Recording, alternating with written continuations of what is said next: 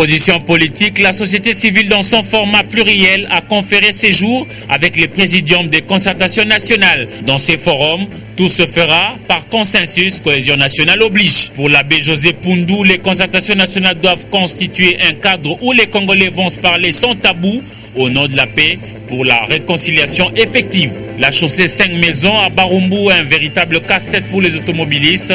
Constat d'arrêt des travaux dans cette édition. Antena, le journal, Sylvie Fortuné, Mboula. C'est un plaisir pour nous de vous retrouver encore ce soir. Bonsoir mesdames et messieurs. Bienvenue à cette grande édition d'actualité sur Antena, votre télévision de référence. La société civile, dans son format pluriel, a rencontré ce vendredi 9 août au Palais du Peuple le présidium de concertation nationale. L'ordonnance présidentielle du 27 juin 2013, l'accord cadre d'Addis Abeba constitue des bases juridiques de ces concertations. 48 heures ont été accordées à la société civile pour amender ou enrichir les 5 thématiques retenues à cet effet. Eric Izami, Blaise Lunda étaient sur place au Palais du Peuple. Il vous propose ce reportage. Ces concertations politiques, nous les voulons inclusives. Société civile que vous êtes, classe politique, majorité, opposition, groupes armés, diaspora.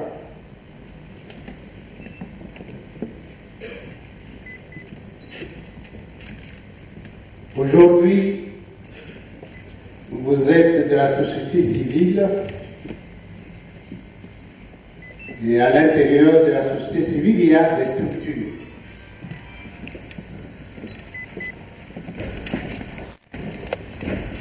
Nous demandons à ces structures qui certainement ont déjà parcouru les thématiques que nous avons établies, puissent enrichir ces thématiques.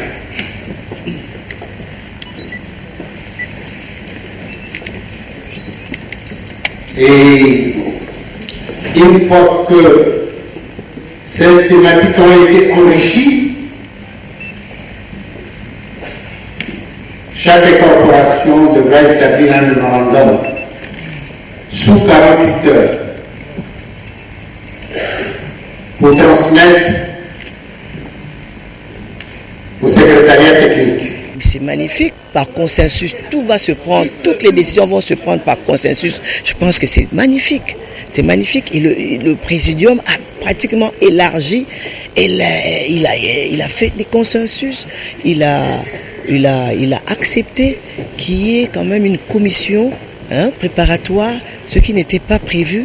C'est quand même une ouverture. Je pense que c'est de l'intérieur que nous devons changer les choses, c'est pas de l'extérieur.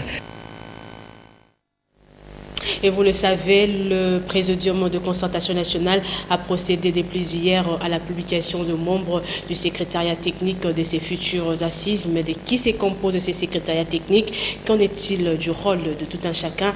Nadia Kounafouka et les Herves Zolo vous en disent plus.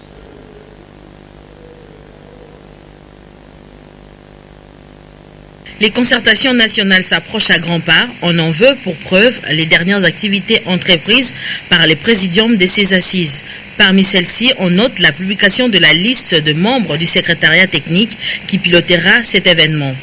18 membres constituent le bureau de ces secrétariats, dont un coordonnateur Bernard Mena, son adjoint Paul Gaspard Ngondankoy, 2 conseillers financiers Philippe Boila et Freddy Milambo et 14 conseillers thématiques. Il est à signaler que le coordonnateur et les coordonnateurs adjoints, les conseillers thématiques et les conseillers financiers serviront des directeurs de cabinet, des directeurs des cabinets adjoints et conseillers du présidium. Prétendument proches collaborateurs du présidium pour la plupart d'entre eux. La nation déverse son espoir sur eux pour travailler tous main dans la main en dépit de leurs opinions et tendances politiques diverses, dans le but de recueillir les résultats escomptés. Et dans le cadre de ces concertations nationales, la rédaction d'Antena a choisi de faire parler différentes personnalités à ces sujets. Pour l'abbé José Poundou, les concertations nationales doivent constituer un cadre où les Congolais vont se parler sans intermédiaire, avec comme toile de fond le Congo. Afrika Mujinga, Nora Olondo Iloa et Juzen Belebele. Pendant que les présidiums s'activent dans les préparatifs des concertations nationales, l'opinion publique se pose des questions sur les grandes lignes de ce forum.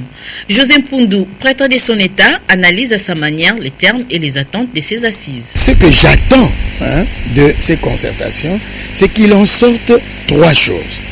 La première chose qui devrait sortir de ces concertations, d'après moi, c'est une vision commune du Congo. C'est-à-dire une vision partagée par tous les Congolais, qui peuvent nous guider, qui peuvent nous conduire dans la réalisation, dans la construction de ce Congo-là. Vous voyez ? Et c'est le problème du leadership, qui est un grand problème encore non résolu dans notre pays.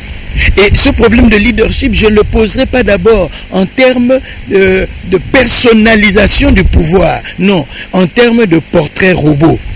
C'est-à-dire, quel est le profil idéal des hommes et des femmes à qui nous pouvons confier la responsabilité, la charge de nous conduire, de nous guider dans la construction de ce Congo que nous voulons autre que le Congo actuel, que le Congo d'hier. Et ça, c'est ce que j'appellerais un portrait robot impersonnel.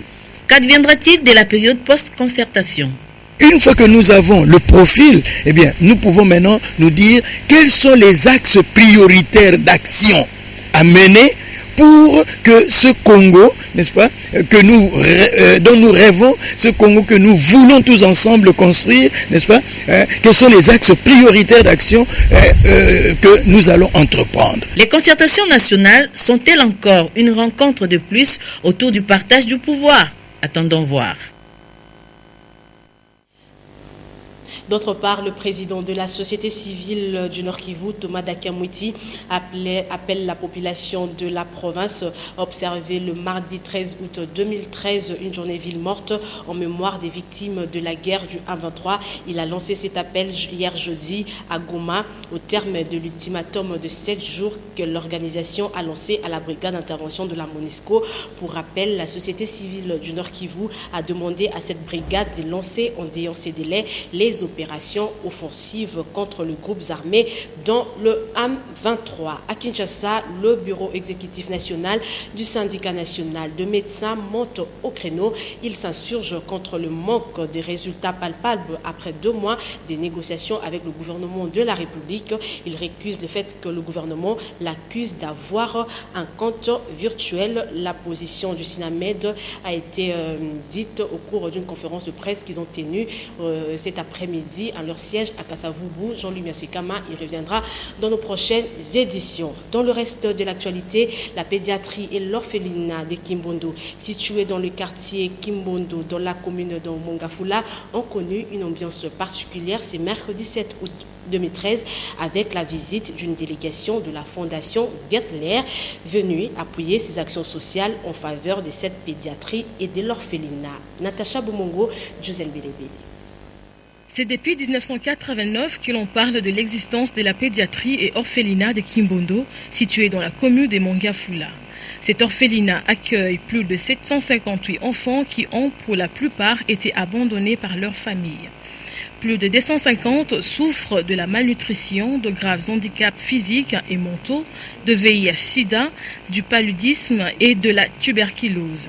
Avec comme objectif d'aider à recréer la vie de ces enfants, la Fondation Gertler leur vient en aide depuis 2010 en vivres et médicaments, c'est-à-dire Gertler Family Foundation débloque $25,000 américains chaque année dans le cadre du budget annuel pour fournir des vivres et médicaments en faveur des enfants de la pédiatrie et de l'orphelinat de Kimbondo. Nous sommes joyeux de vous accueillir aujourd'hui et nous remercions aussi à la Fondation Gertler qui, il y a plus de 3 ans déjà, qui sont toujours présents et en répondant à nos besoins.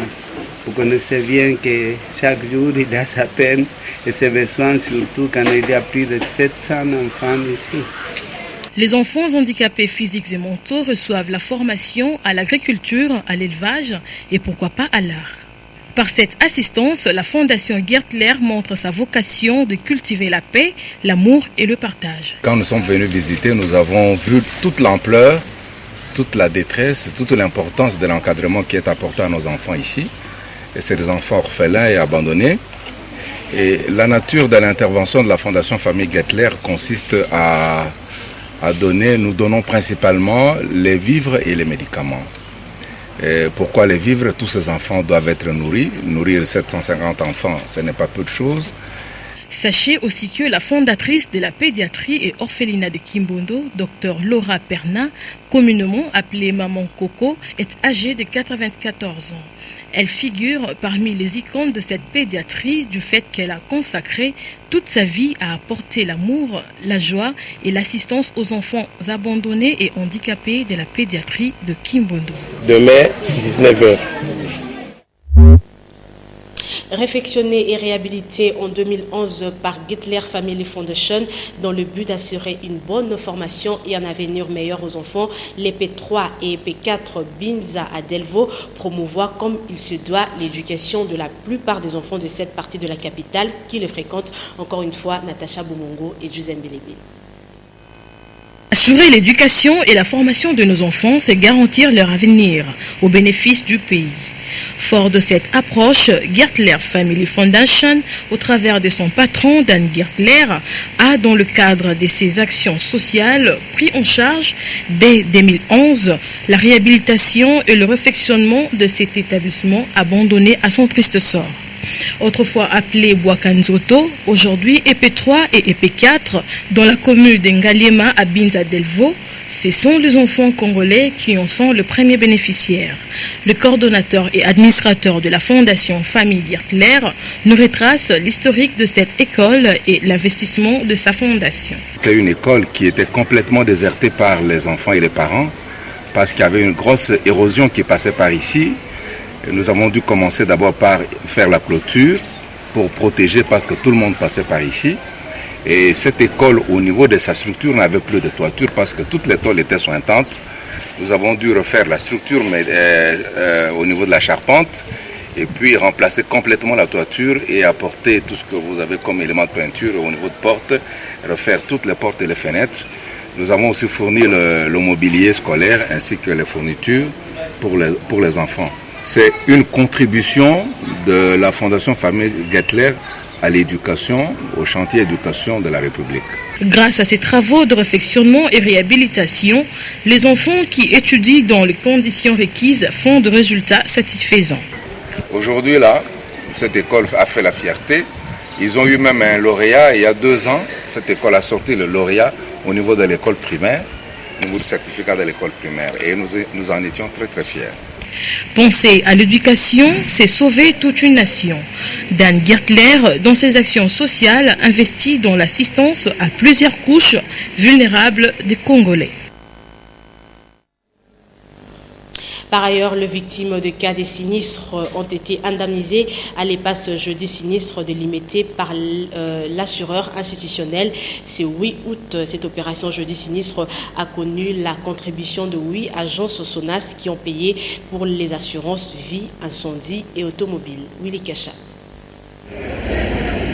Souscrire à une police d'assurance, c'est la campagne menée par la hiérarchie de la SONAS qui tient à inculquer la culture de l'assurance à tous les Congolais.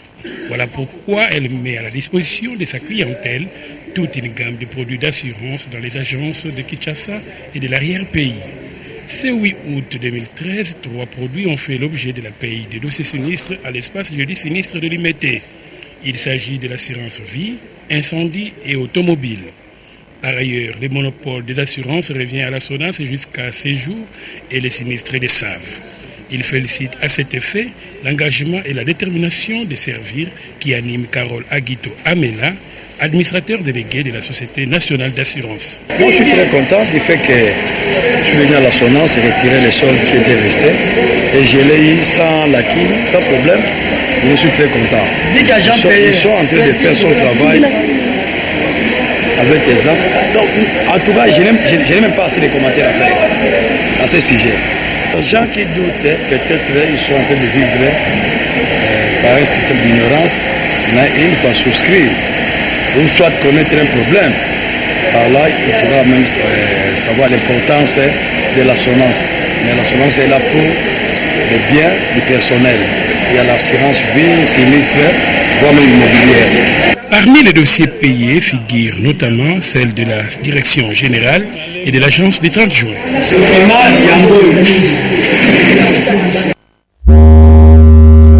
Réhabilitation de la chaussée 5 maisons dans la commune de Barumbu, inachevée jusqu'à ces jours, crée de petits soucis auprès de la population environnante.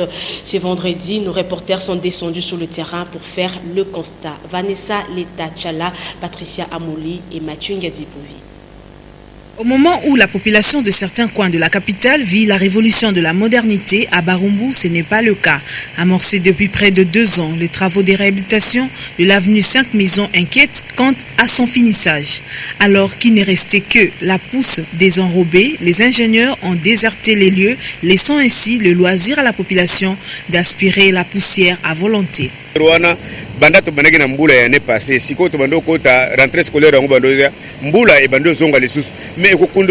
voulons que le gouvernement aide cette entreprise à finir ses travaux. Cela fait des ans que ces travaux ont commencé, mais toujours pas de suite favorable.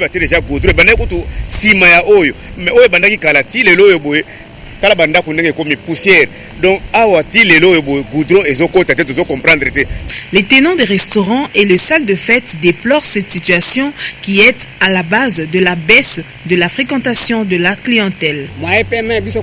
Nos clients ne savent plus venir ici. Tout le temps, à cause de cette route, nous risquons de perdre la clientèle. Les revendications de la population de cette partie de la capitale doivent interpeller les autorités compétentes pour qu'elles achèvent la construction de l'avenue 5 Maisons. Ne dit-on pas que la santé n'a pas de prix? Un peu plus loin dans la commune de Lemba, la foire internationale de Kinshasa a ouvert ses portes depuis le 27 juillet 2013. Vous le savez, tout se déroule bien et l'ambiance est au rendez-vous, même si certains coins ne sont pas mouvementés comme dans les éditions précédentes. Marie-Ange Mazinga, Hugues Moussangilay et Patrick Borel-Moukendi. Comme tous les ans, pendant le période des vacances, l'édition foraine de cette année offre au public des divertissements de tout genre, tels que le jeu pour enfants, des sites à visiter, la musique, la boisson. À côté, ce sont les kiosques bien alignés, prêts à accueillir tout le monde. Pour Madame Passia Sponda, chef de division chargée des relations publiques à la foire internationale de Kinshasa, le show se passe plutôt bien. Elle a en outre renchéri qu'il y a différents divertissements pour enfants, entre autres un mini-zoo, un mini-jardin botanique, de jeux pour enfants, et lance un appel aux parents d'amener leurs enfants pour mieux se divertir en cette période de vacances. Elle a aussi souligné qu'en cas d'accident, un service médical est disponible. L'ambiance à la foire internationale de Kinshasa n'a pas encore atteint son point culminant. Les tenants de différentes activités affirment qu'au début, les affaires sont timides pour toutes les éditions. Parlons musique maintenant au Yes Weekend. C'est le titre du dernier opus de l'artiste musicien Céléus Ram, lancé depuis quelques mois sur le marché des disques. Nos reporters Magali Sissi et Pepito Matondo ont approché ces musiciens pour savoir un peu plus sur la vente de cette œuvre déjà disponible dans plusieurs maisons d'édition de la capitale. Suivez. Plusieurs mois après la sortie officielle de Yes Weekend, l'album actuel de l'artiste musicien Céléus Ram, reconnu par les animateurs de musique, est le mieux apprécié par le public. L'heure est au bilan, en ce qui concerne bien entendu la vente de cet opus de près de 10 chansons. Aujourd'hui, chanteur tout à fait, Scram est compté parmi les présidents et fondateurs d'orchestres en RDC. Pour Papa Mapassa, traduisait père des jumeaux, comme aiment affectueusement l'appeler ses fans.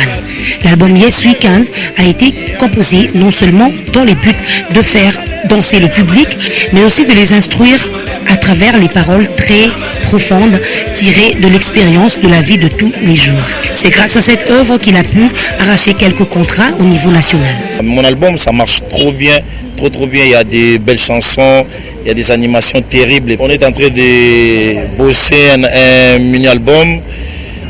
Ça peut sortir peut-être, bon, je ne sais pas encore, mais on est en train de travailler dur. On va d'abord sortir le clip de Yes Weekend. Alice Baba, c'est un vieux qu'on était ensemble chez le vieux Rasson. Malgré moi, j'étais parti et ils étaient toujours là-bas. Et aujourd'hui, il n'est plus. Mes sincères condoléances à sa famille, à tous les gens qu'on était à la maison mère. Et puis voilà.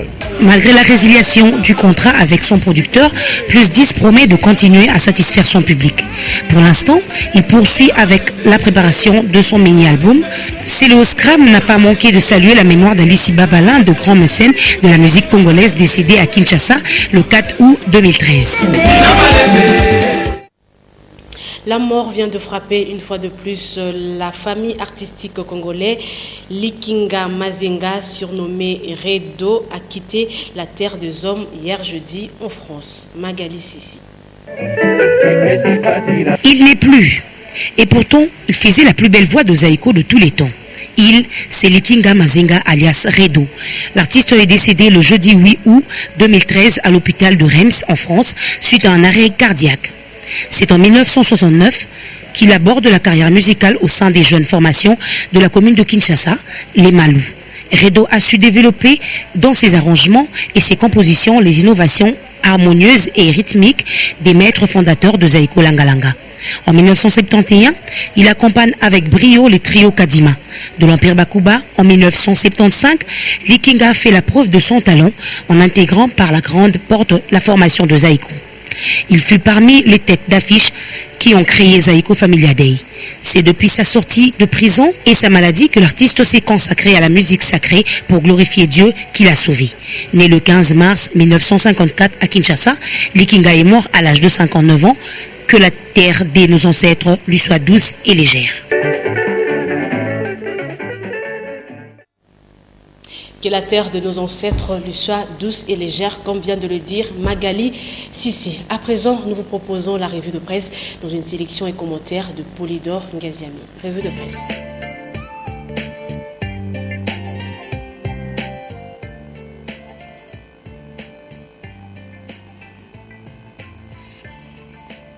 L'actualité, c'est toujours les concertations politiques. Et les parutions de ce vendredi 9 août s'y sont encore intéressées. À commencer par les dépêches de Brazzaville qui annoncent que Kinshasa sollicite officiellement l'appui de Brazzaville. Le journal évoque l'audience que le président Denis Sassou Nguesso a accordée à Kengo Adondo et Aubin Minakou jeudi en fin d'après-midi. Audience à l'issue de laquelle le président du Sénat a déclaré, je cite, « Nous lui demandons de s'associer à la concertation. Son rôle de nous accompagner sera déterminant. » Fin de citation. Pour certaines sources, indique Africa News, à travers la sollicitation de bons offices du président Sassou, le présidium aurait rencontré certaines préoccupations de l'opposition. À Kinshasa, indique Forum des As de son côté, avec les consultations qui commencent ce jour par la société civile, le présidium est mis à rude épreuve car il devra soit réussir son opération, se confirmer et se consolider, soit la tendance sera renversée par l'opposition politique au profit d'une commission préparatoire tripartite. Ce qui servira à se débarrasser de Léon Kengo Adondo pour imprimer ensuite une dynamique susceptible de lui porter bonheur pour la suite des événements. Léon Kengo Adondo, qui a du reste refroidi les ardeurs de l'opposition, selon le vrai modérateur, à travers l'annonce le 6 août dernier de l'imminence de la tenue des concertations nationales, le rappel des 5 thématiques qui seront abordées lors de ces assises et l'annonce de la fixation prochaine de la date et du lieu de leur tenue. L'actualité, c'est aussi la publication de la liste des 18 membres du secrétariat technique près le présidium des concertations nationales que reprend le guide. Secrétariat mis en place malgré que certaines formations politiques ne veulent de ça ou recusent l'approche de ces échanges préconisés dans l'ordonnance présidentielle les convoquant. À la une de Africa News, on peut lire que le Task Force de Minakou et Kengo comporte 2 membres. À sa coordination, 14 conseillers thématiques et 2 conseillers financiers. Et que les professeurs Philippe Bioya et Banyakou, ainsi qu'Estras Kambale, Clément Kwete Nimi et Jean-Marie Labila y font partie. Toujours au sujet des concertations politiques, le pari fait écho de la vie du royaume de Belgique. Le nouveau roi des Belges est formel quant à ce, le partage ou rien. Pour lui, les concertations devront aboutir à une nouvelle configuration politique. Une cohabitation, pouvoir-opposition, en vue de consolider l'unité nationale et la cohésion, chose qui sera comme gage pour la décrispation de la crise. L'Observateur et la référence plus reviennent sur l'entretien de Matata Pogno avec une délégation d'albinos conduite par Mwimba Texas. Entretien à l'issue de laquelle ces derniers ont trouvé du répondant auprès du Premier ministre, selon l'Observateur. Pour la référence plus, Matata Pogno a sonné le glas de la lutte contre la stigmatisation des albinos. Fin de cette revue de presse, merci de l'avoir suivi. Le prochain rendez-vous, c'est le lundi prochain. Bon week-end chez vous.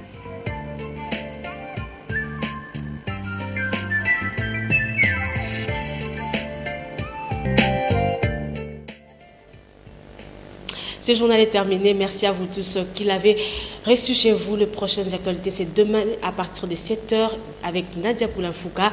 À 12h, Nora Olondo Iloa. Anne-Marie Ossite sera là à 16h pour les actualités en lingala. Anne-Marie Ossite qui était chef d'édition. Et à 19h, vous retrouverez James Katambois pour la grande édition. Au revoir et très bon type de programme sur nos antennes.